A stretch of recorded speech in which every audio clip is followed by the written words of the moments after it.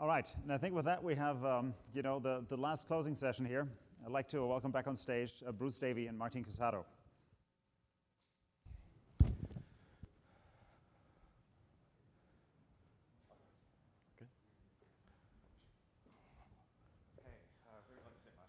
I don't know. Wherever. I'm good. Here? You're all like as far away from me as possible? Now is it too awkward? Because we're too close? Well, I've felt close to you for a long time. Yeah, me too. So I noticed we were both doing the same thing a few minutes ago, which was taking photos of that panel. That was unbelievable. I think like That's unbelievable. That was like we really lucked out getting that kind of quality of guys to show up and in the sort of the container networking. By the way, is my microphone working? How's the audio for me? Yeah, so can you just help me up a little bit? Thank you. Anyway, I thought that it was just, like that panel for me was kind of, there's a reason we put it on second last session of the day, was we wanted people to stick around. But I also think that for me was kind of indicative of the way this conference went from an organizational point of view, which was that we tried to get people from like the top container networking organizations, the top public clouds, and there were very few people that we couldn't get when we tried to get into this event. So I wondered how you felt about the event overall. I mean, you've just committed 2 days of your life to come here and hear some folks stand up on stage. What's your thought? I mean, and I think everybody feels this way, but I'm not sure this is going to be replicatable, actually. It's just been like, in 10 years of doing conferences and talks, I don't think I've ever seen so many kind of very relevant people from so many different industries in the same room. And what's been really cool to me is actually to see a lot of the conversations that we've talked about over, say, the past decade actually show up on the slides, right? I mean, even just the last couple of slides, right? I mean, the same slide is basically like half distributed system speak and half networking speak, right? We saw like Gossip Protocol and Dijkstra on the same slide. These were like entirely different kind of disciplines and communities and languages 10 years ago. So I think not only do we have like exceptionally relevant people here and very high quality people here, and again, it'd be great if we could replicate it. I don't know if that's possible. But like the content itself has really shown like a tremendous maturation. So I think it's super awesome. I think we're all lucky to be here.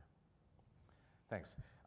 So what we're going to do here is Martin was very candid with me and said he was sick of giving talks. So we're going to do a fireside chat instead, which is just basically a way for me to like interject a few useless words every once in a while in the middle of Martin's talk. Yeah. So to kick us off, Martin, could you maybe just say a little bit about sort of, we've heard a lot in the last 2 days about sort of where people think networking is going. Sure. And I guess one part of networking is just heading for the airport, I think. But yeah. So where do you see sort of the big trends in networking at the moment? Yeah, and so maybe just to preface this a little bit, which is like I think that kind of the view that I have is a little bit further out than most people in this room, because the majority of my day is spent speaking with dreamers and explorers and entrepreneurs and visionaries, and often they're in areas where there isn't even a market yet. And I think a lot of people in this room really understand the customer base. They really understand where things are trending from like a 5-year view. But this is all predicated, like this is kind of like what we see coming in and that we're talking to. And so it's in no way trying to make statements about the market at all. This is just kind of what we're seeing on the innovation side. And so the life of a VC is kind of split into two things. On one side, you meet with a lot of entrepreneurs to see where you're going to do an investment, and then of course on the other side, you guide the companies. And because of that, I've seen a huge number of companies kind of in the infrastructure space and in the networking space. And when I think of the networking space, there's kind of two broad trends that I like to look at. So the first one I like to call is up and out. So what does that mean? So up and out means that it's very clear to me, especially based on the companies we talk to, that networking is moving up in layers. So we are now building more and more systems as microservices, right? I mean, there are companies that'll basically stitch together public available APIs, and that's their product. And if you actually look at that problem technically, you're stitching together a bunch of APIs. All of the problems that have existed in networking exist there, but at this much higher, more semantically rich level, right? You need discovery. You need to find the APIs out there. You need routing. You need security. You need fault isolation. You need load balancing. You need operations and management. So now if you're taking an application and you're turning that application into basically something that's arbitrating between these kind of context-rich API endpoint, I mean, you need to move kind of intelligence at that level. And so we're seeing an explosion of companies these are the hardcore infrastructure companies building network functionality that you guys would all be familiar with, but the endpoint is no longer a piece of tin. There's not even a piece of software that looks like a machine, right? Now the endpoint is an API abstraction. And so that to me is kind of a very interesting evolution of the industry, and it means a lot to how we build these technologies because we have a lot more semantics when we build them. We can use a lot more high-level kind of practices. So when I talk about, so that's kind of the up. I think that there's a lot of opportunity there, and there's a lot of movement in that space. I think it's interesting to look at. When I talk about out, it's like every time you have like a computing inflection point, the history of computation has these epochs, and we're definitely going into mobile and Internet of Things. It's definitely real. And what's interesting about that is, of course, and I can talk about this a little bit later, but like it basically brings IT to many different sectors, whether it's agriculture, it's farming, whatever. And this is all happening. We're seeing lots of companies with real traction coming in about that, but it's pulling infrastructure out that way. And so you're seeing a lot of really interesting companies that are tackling problems because the actually deployment space is so different. I mean, if you're deploying a sensor in a truck fleet, and there's companies very successfully doing that, the networking problems you have are very different than if you have fixed infrastructure, right? If you're going into rural areas, it's very different. I mean, we actually see companies that are deploying internet infrastructure in space, legitimate, right? As we're moving towards kind of this era where it's called the peace dividend of the iPhone, right? So iPhones have made everything kind of very small. Now you can make satellites basically the size of a shoebox or even a tennis ball. These all go into low Earth orbit. There's gonna be many of them up there. There are multiple companies that are doing this, but of course you need kind of networking infrastructure. So for me, out is, it's kind of funny. Like, I mean, I think that the networking space has never been larger as far as footprint, and it's so large, it's definitely like kind of going off the planet. And every time these companies come in, they've got problems certainly I've never seen before, and are very interesting. And so kind of at a rough level, I look up and out. And then the last thing I would say is, so kind of up and out is kind of my broad thing for networking, how I track. The last one is, it feels to me more and more that there's a lot of interest in actually kind of redefining service providers in that space, in the telco space. And it's a very, very hard space. It seems like one that's going to take a while to go, but there's a lot of attention. And I've seen this happening in the last kind of 6 months to a year. And I think that there's a view that there needs to be an evolution here, and a lot of this is pushed by mobile. So that's another area we're seeing kind of a lot of heat. Cool. I know you've been highly quoted talking about the future of infrastructure more broadly than just networking. I think you did a nice podcast on infrastructure is cool. Yeah. So can you maybe talk a little bit about sort of what broad trends you see sort of beyond networking in the infrastructure space? Yeah, so kind of my favorite thing is, and so this is going to be like this kind of very kind of high level fuzzy thing to say, but I actually think the impact is very real, which is, I feel like, and just indulge me for a second, I feel like the first incarnation of the internet was this information processing system, right? It's like if you look at it, you've got the internet, you've got all the workloads attached to the internet, and it basically takes in information and it spits out information. That's all the applications, this is what we've built, right? Over the last, say, 3 decades, this massive information processing system. So I feel like we've built this big brain, and now we're kind of seeing it grow eyes and arms to manipulate the real world.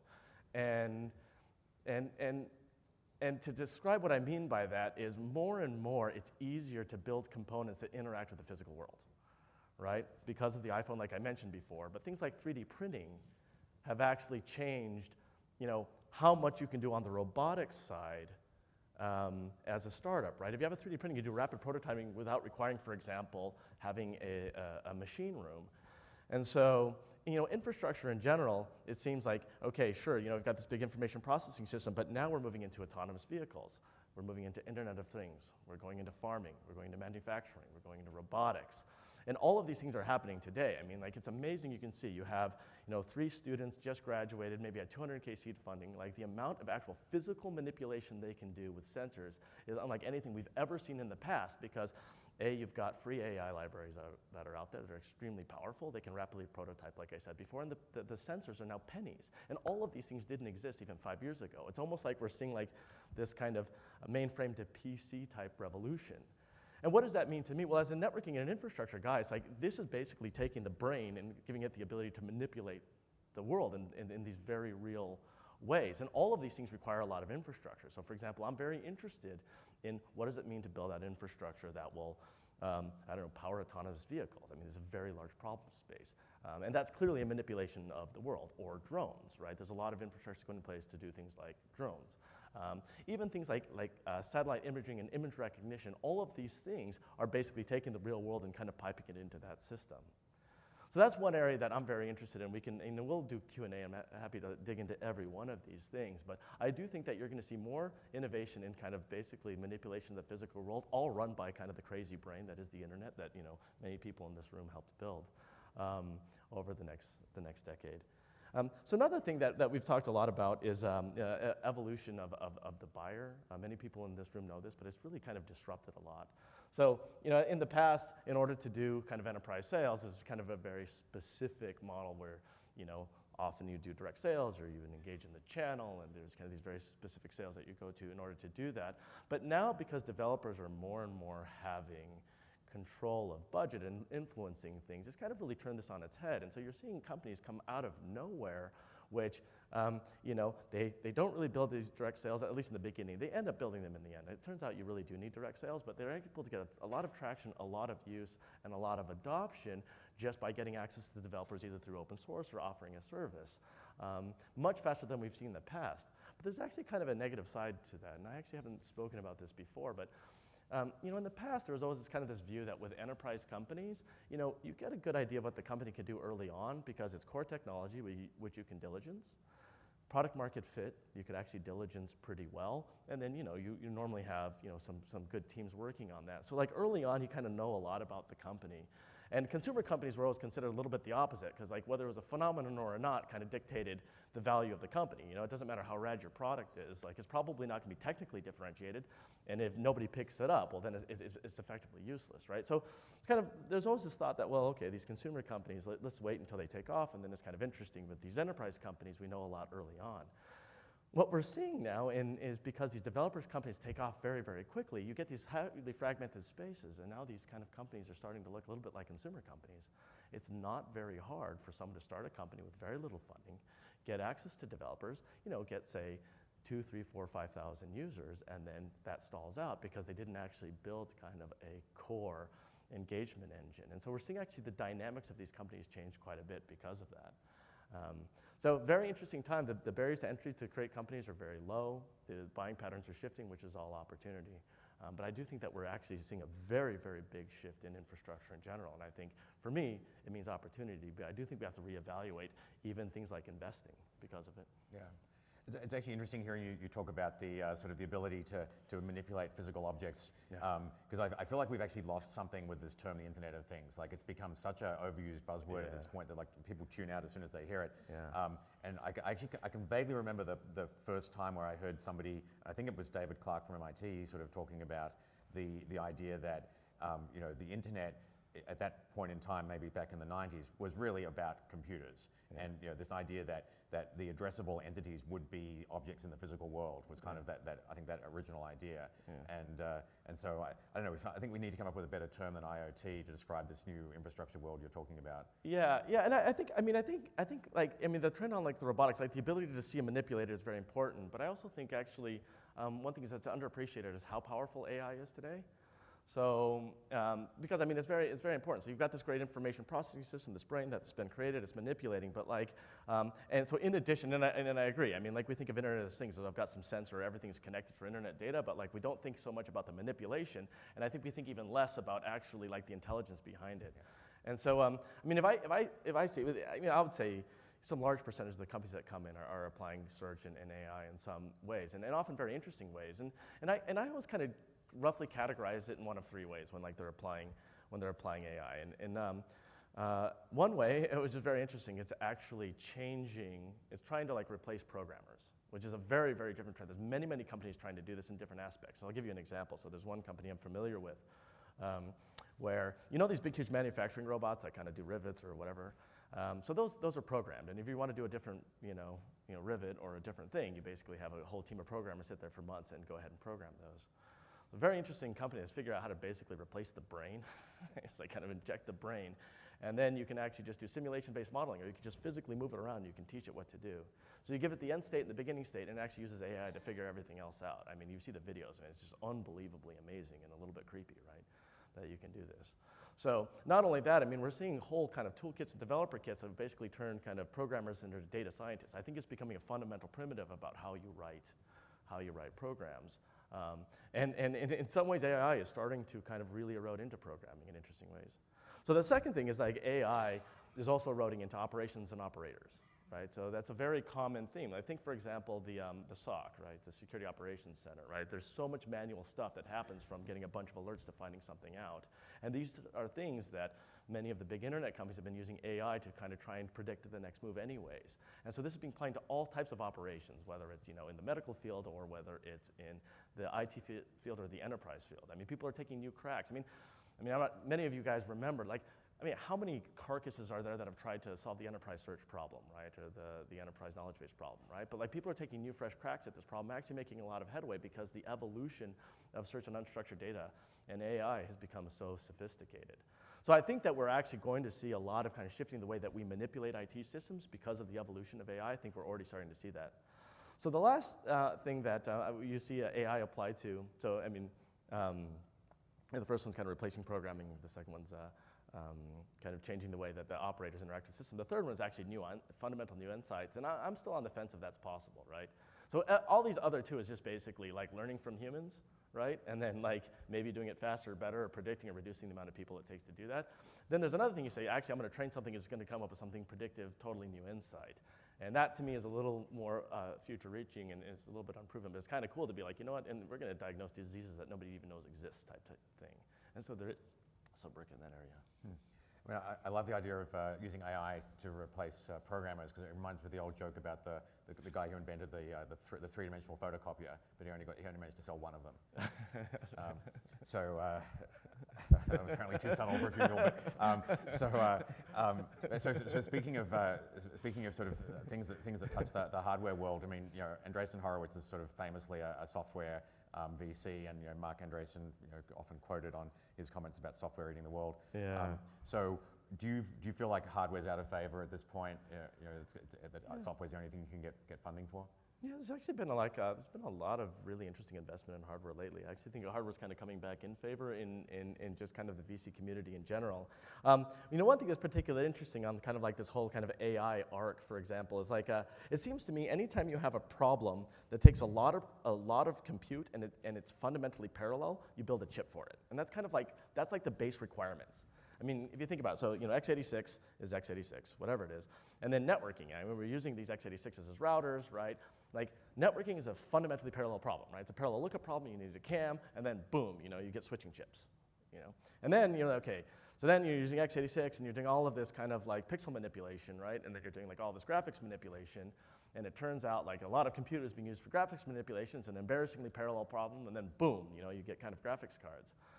So now we're seeing I think another wave of this is like you've got kind of x86 is churning away, and people are using it for deep learning and AI. Massive amounts of compute, large portions of a data center, and boom, you're seeing like all of these kind of like funded like chips that are just for AI because it's a massively parallel problem that you can do. So, and to me, this is like super cool. So not only are you seeing kind of innovation on like the silicon, like hardware is kind of cool, especially with the robotics and everything else, but you're actually seeing like fundamental innovation at the chip level too. And so I do think that, at a high level, software is the delivery mechanism. Software is a way to go after business applications. Software is the reason to go after like age-old industries, like lodging, like banking, whatever it is. I mean, that's kind of the software revolution that's doing it. But as we go into new problem domains and new deployment domains, of course, you have to have the entire stack behind to support it, and the entire industry supporting those stacks all the way down kind of to the hardware level. Yeah. Also wanted to bring back the topic of security. Yeah. I mean, David Tennenhouse brought that up a few minutes ago, and we talked about it at length this morning. And I think our experience together at VMware was fundamentally things that seem to be changing pretty dramatically in the security landscape because of things like virtualization, and I think Simon made that point strongly too this morning. Yeah. So I mean, what do you see happening in the security space from where you sit? So I'm gonna say two things. One of them is kind of fixing like cybersecurity, and then I think actually there's kind of like a contrarian view that's very interesting, which is It basically says that actually cybersecurity is way better than physical security, and we can take those properties to the physical one. So I'll get to that in a second. So the first one's the following: fixing cybersecurity. I mean, it's very clear that we've got a very real issue in cybersecurity. It still feels like a very fragmented space to me. I mean, this has almost become a canard, which is like, you know, a bunch of very small markets outside of networking and endpoint. But we are actually starting to see network and endpoint come together, and we're seeing very, very interesting solutions, right? I mean, Simon can talk about this all day long, about how the network, which is the one very large market, and the endpoint are coming together, and that means something about semantics and deployment and software deployment mechanisms, which is really interesting. As far as the companies that are tackling these spaces, I do think that right now just dealing with the information glut is a really huge one, and so, I mean, we have more information than we've ever had before, and we've got, you know, great techniques for dealing with them now. There's a lot that are approaching that. I definitely think these new deployment options actually require new security. Like, if we have these companies that are amazing, they'll come in and they'll have like a little box, they'll put the box there, and then the amount of like presentations and passwords they can pick up just over like wireless keyboards, wireless TVs, wireless printers. It's funny, whenever we think about like mobile, we normally think about like Wi-Fi, and we're like, web, WPA, we've solved the problem. It's totally not the case, man. Like the amount of connectivity over BLE, over Zigbee, over protocols that you guys don't even know exist is unbelievable in any connected workspace, and you can sit there and like get things like board documents, right? And so like, as we move to these kind of non-standard wireless things, I think there's trying to grapple with, you know, is this a market? What does this look like? What does protections look like on top of these things? And then some are even more future looking and says, well, okay, as we go towards Internet of Things, which I don't really know what that means, but it means a lot of connected devices. What does it mean from a platform to secure those? As well. So I mean, I think that we're seeing like a lot of movement in the security space, certainly to these new deployments and dealing with the data. But kind of what I've become very interested in is almost the opposite problem, which is if you really think about it and you're really honest with yourself, like cybersecurity is way better than physical security. It's just that the attackers are just unbelievably more powerful, right? But think about cybersecurity, man. Like, you can scan an entire room. Like, you can manipulate yourself. You can grep. You can search. I mean, it's like you've got all programming that you want to apply to the problem. The problem is the attacker can control the laws of physics too. So you've got like two gods that are fighting it out, right? Right? I mean, this is crazy game. But like the notion of stuff like PKI is so much more rad than a key, dude. A key is crap, like, right? So like just like a physical access key. So our notion of like access control in the physical world is I'll make one key for me, and maybe I'll duplicate it for somebody else. And if I don't like them, hopefully they'll give it back to me, or I've got to rekey my door. But then the third key that I gave to somebody, right, won't work, and I have to give them a new key. And if I only want them to come in, like, you know, on Tuesdays, I can't do that unless I'm sitting there. I have somebody lick the door. I mean, like physical notions of security are super basic, right? And so we're seeing this huge movement where, like the way we think about security in the virtual world is starting to move to the physical world. And I actually think like the implications are enormously awesome. Like, I think that because we've got very sophisticated notions of security in the virtual world, we can actually improve this. Access control is a great example. I mean, there are many companies tackling the physical access control problem, where you, for example, can use your phone to have full PKI on a door.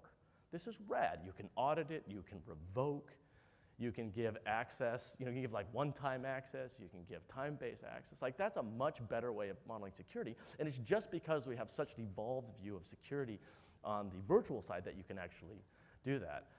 Same thing for even just stuff like imaging. I mean, the amount of image recognition that we can do. I mean, they've got now like, you know, the ability to determine, you know, is this human, is this not human for things like turning on cameras, right? And so I think that we can take kind of the power that you have there, and because of the proliferation of the iPhone and because of the movement of robotics, you can actually improve physical security as a result of that. And so I'm actually very interested in the application of what we typically think as cybersecurity to the physical world.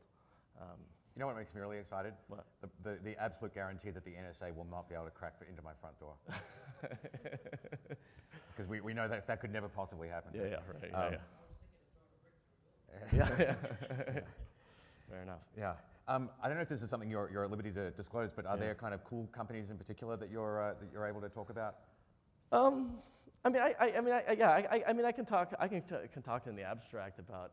Feel free to say that VMware is cool. You know. VMware is a great company. yeah, which is why I'm here. It's a fantastic. I mean, I think there's just like so many cool things going on that I really like. I mean, you know, I'm just kind of one anecdote, and then we should open it up for questions as we're kind of maybe winding down here. But like, have you seen these ones where you take, like, for example, the iPhone to replace passwords? So I mean, like now, like we've gotten so sophisticated to the point that you can almost detect like a human being as a human being by like how fast they move, or like how fast that they type, or the sound of their voice. And so like it's almost like you're reducing kind of like the virtual security problem almost to like a physical device, which is something we've needed for so long. I mean, it basically cracks kind of the authentication and identity problem. And so I think that's a really kind of interesting space. There's a lot of super cool innovation. I don't know if you guys remember like the movie Sneakers, man, but it was like my voice is my passport type thing. Like you can do challenge response on voice today, and it's actually much better than like remembering a password because we're so good at actually uniquely identifying a voice. I'm really interested in the evolution of the autonomous vehicle space because there's so much infrastructure is required, so much data is required. I mean, if you think about it, like just normal mapping, for example, you've got like these Google cars, and they go around and they map everything. This is what we've been doing for 2 decades now. But if you think about the autonomous vehicle space, once everyone has a LiDAR, every car becomes basically a mapping car. So the amount of data that you have and the ability to kind of use that data to build out infrastructure, I mean, this feels like an entire industry that just goes ahead and drags behind that. And so these are just 2 instances that come to mind, but I do think there's some cool spaces out there. Cool. Well, let's open it up for questions. We've got about another 10 or 15 minutes before we have to start wrapping up. So if you've got a question you want to ask to Martine, raise a hand and we'll get your microphone. Or we'll just chit-chat for another 10 or 15, whatever. Yeah, hey Neil. So my question relates to the issue that you gave in terms of hardware. Yeah. And principally around the fact that obviously some people say that we've ended Moore's law has ended. Yeah. And effectively, if we assume that virtualization and all of the other mechanisms really give us the efficiency of cloud or private clouds, whatever they are, Yeah. and there's no spare cycles, Yeah. and compute becomes more expensive, Yeah. how does this influence the world going into the future? You're saying compute becomes more expensive because we're running? Yeah. Basically, if you look at a 20 nanometer transistor versus a 16 nanometer transistor, Yeah. the transistor becomes more expensive than 16. Yeah. So, and that's basically the situation that we're in at the moment. So effectively, we translate that back, Yeah. means that instructions are going to get more expensive. Yeah. Yeah, I mean that. Yeah. No, I mean that's a good question. Actually, I don't have like a super prepared response, and so I don't want to go too off the cuff here. But like, I do feel that, in general, and I think open source is a great example for this. Like, just all of business is basic. And Andy Grove had a great quote to this effect, which is basically that he who gets commoditized last wins. And I mean, I think all new innovation requires huge investment of capital. I think all of innovation adds value, and people are willing to pay for that value.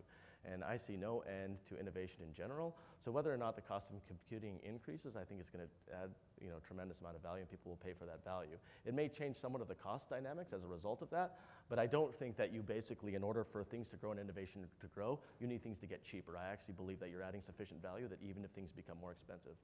That's just kind of my immediate reaction, which is like, yeah, we're still going to build kick-ass shit, like even if like compute is getting more expensive, but maybe it will impact, for example, adoption and grow out. I think the critical issue that it affects is potentially changes the architectures of what we will use as servers into the future. This comes to your point about adding accelerators. I mean, so if I just look at the past, and again, like you're way more of an expert than I am in this. If I look at the past, every time, like say more than 15% of x86 was used for something, and that problem was embarrassingly parallel, boom, you get like something. But you have to have 10 or 15% of x86 being used in it, and it has to be embarrassingly parallel, right? Because that's the one thing that you're not really good at x86. I mean, that is graphics, that is switching, and that is AI, and every one of these. I don't think, if you don't have those, I think it's very difficult to come up with like why you would use an accelerator. But maybe that will change if x86 becomes more expensive, but I don't think we've seen that to date. I think it's a good open question. Yeah, Greg. We've got a few questions. So Greg has the mic, so let him go. And he's been awfully shy today. Yes. So part of, I'd like to look at the people and the humans involved in all this, and the human infrastructure is my beat, really. Yeah. And when these innovation waves come through, or these epochs, there's collateral damage. People lose livelihoods, and their lives go through massive transition points. Yeah. Do you have any concern or any care, or can we build concern and care for those people to help them transition from a previous life to a new life? Like, That's a great question. So the question is these transitions. So maybe I'll say two things on this. So the first one, I think when it comes to IT, I now, and the more I look at this, the more I believe that IT is growing as a market, and IT relevance is adjacencies, not change. Like, I don't think anybody's out of jobs. I think the adjacencies are much nearer than people think. So I think it's about learning a few new skills, not like going back to school and becoming a programmer. I also think like IT is exploding. Like, I think like, like the irrelevance of IT is now connecting everything in very sophisticated ways, in things where actually the plumbing is very difficult, like stuff like tractors and stuff like ag and stuff like rural areas. I mean, there's very, very serious core, hardcore, like we did in the 1970s infrastructure work to do. And so from an IT perspective, I'm very, very optimistic about the job landscape, as it were. And I do think that it's good, and I think that you're one of the world's expert on this, Greg, is I do think that it's good to like continue to evolve as things evolve. And things are evolving up and things are evolving out. So I'd focus up or I'd focus out. Like, what are the new developments? What are the new areas? Like, who can set up infrastructure for the new things that are being connected? But every time we do one of these, we connect an awful lot more things. I do think that there is an impact on the industries that you start to change, but that's not an IT question. That's more of like, okay, what happens to all the drivers when all cars are autonomous? I mean, that's a very valid kind of societal question I think that we need to tackle. So I do think for that question, I think we should just ease it apart. IT, I'm more and more optimistic that it's just, not only are we going to be employed, but like there's a lot of us are going to be employed too, and I do think you should go up and out with your skill set, and I think we should have very real talks about the impact of kind of going in and automating things. Thanks, it's a good question. Hey, quick question for Martine. So you mentioned there's interest in redefining service providers in the last 6 months to a year. Can you talk a little more about that? I'm curious to learn more. Yeah, it's just really interesting. I mean, it just seems like, people look around and they notice like kind of like the telco like services business, something like $80 billion, and they're still using kind of very old technologies to do this. And now we've got things like the iPhone, which are ubiquitous software platforms that you can use for OEM and debugging and tools, and you've got AI that you can use to automate an awful lot of the back desk stuff, and so it just feels like there's this massive market that's ripe to go after. And I think that for very difficult markets like telco markets, which tend to be hard sales cycles and they tend to be a little bit more monopolistic, so you've got high customer aggregation, they're kind of the last ones to fall. But I do think that because it's a large market, because it's so outdated, because the new technologies are so compelling to apply to the problem, I think that we're just starting to see a lot of focus in that space. So I would view that as a high-level heat map of a lot of interest, a lot of cool ideas, now, and something, a space to watch for sure. And people have been saying this for a long time, but at least I've not been exposed to, here's an iPhone, you can do something that this kind of really old thing used to do, but way better, and here's how I'm automating something using kind of innovations that happened in the last few years. I think we're kind of seeing like those convergence of multiple vectors, and every time that happens, it seems like shifts happen. Thanks. I think Chris says next. I have 2 really different questions. Okay. One is I'm obliged to ask about open source. And I was actually a little surprised yesterday there wasn't a lot of conversation around open source. Clearly there was a lot more today. Yeah. One of the things that I see is it's easy to create a new thing, a new concept in open source technology. What's hard to do is create the consolidation. So we have a lot of older successful projects. We have a lot of new exciting projects that start to fragment the industry. So what do you see in terms of inspiring businesses to continue to do open innovation that's sustainable? That's interesting. So I'm still not convinced open source and innovation are anywhere related. In fact, open source has always felt so commoditizing to me. If you look at a lot of open source exits, they've all been in very mature markets, right? Linux, Unix, MySQL, Oracle, Android, whatever, iPhone, Palm, RIM, JBoss, PEA. It just feels like all of the examples you can point to, there's an existing, market that would kind of go into. And so and I think that this is changing. I think that this is very important that everybody in this room understands that we're at a point where this is kind of changing, where there is pretty core innovation that normally actually comes from closed source companies. If Google releases something this is a for-profit closed source system that spit it out, as opposed to 3 people deciding from the ground up to do something open source. It's kind of a dividend.